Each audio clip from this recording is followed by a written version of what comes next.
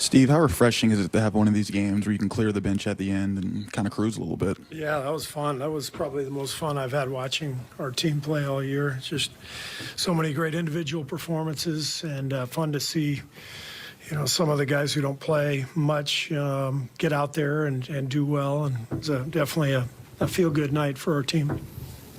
What'd you think of Point Poole? He seemed to be moving the ball really well tonight. I thought Jordan was magnificent. One of the best games I've ever seen him play. He just was so under control.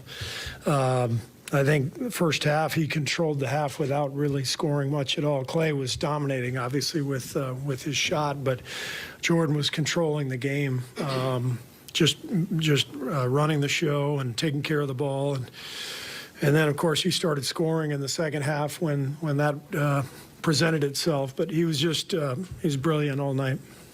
Did you think the team kind of relaxed once they saw Clay being Clay? I mean, to give up 37 points in the first quarter didn't look great, but then Clay starts getting hot. Did you feel that was kind of like everybody just took the energy from For Clay? sure, there? yeah. I mean, we feed off Clay all the time, but in particular on a night like tonight where we're down early and giving up a lot of points, and I thought OKC really came out and hit us in the mouth right away. 9-2 right out of the gate. You could tell they were playing with a lot of energy and pace, and Clay just kept us in it early with his shot making and allowed us to kind of find our groove.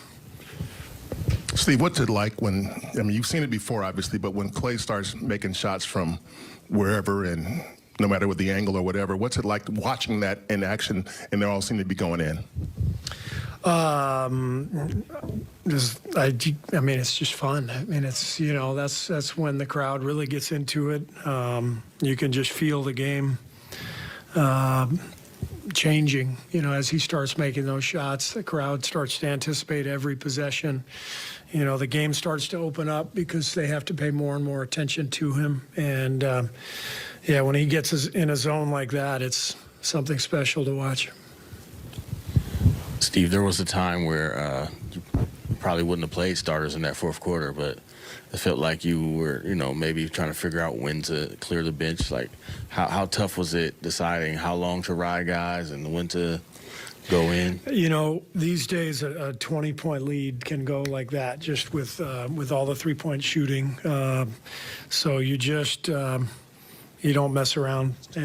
We're also looking at combinations too going forward. We're going to be without Steph, the next few games, and so we got to make sure we're ready for Portland and the games coming up after that. And we're looking at different combinations and different rotations. So got to keep playing. Steve, I know you said that you guys are all optimistic and how you guys can do even without Steph, but what does a win like this, a dominant one like this, do for you guys, knowing that you'll be without Steph? This is a confidence booster for sure, to play without him, but to see the performance of the team and the amazing individual performances we got.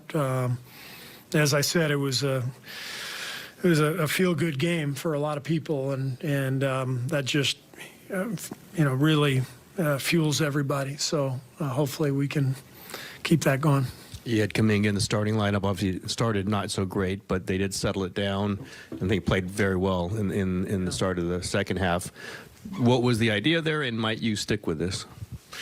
The idea was just to get a little more spacing. Without Steph, it's tougher to play two bigs together with Draymond and Loon. Steph's the guy who takes care of spacing and sort of negates any spacing issues that you have offensively with his shot making. Clay too, of course. But we just thought without Steph, we'd start JK and then bring Loon off the bench just to give us a little more spacing and scoring punch offensively.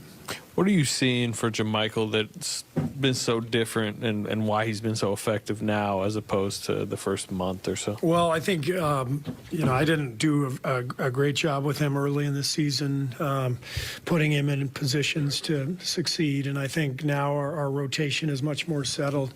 I think he feels much more comfortable with the group around him. And our bench play in general has just gotten much better since early in the year. So as that has happened, as guys like Dante and Ty Jerome and J.K. have solidified roles, J. Mike has really kind of settled in along with them.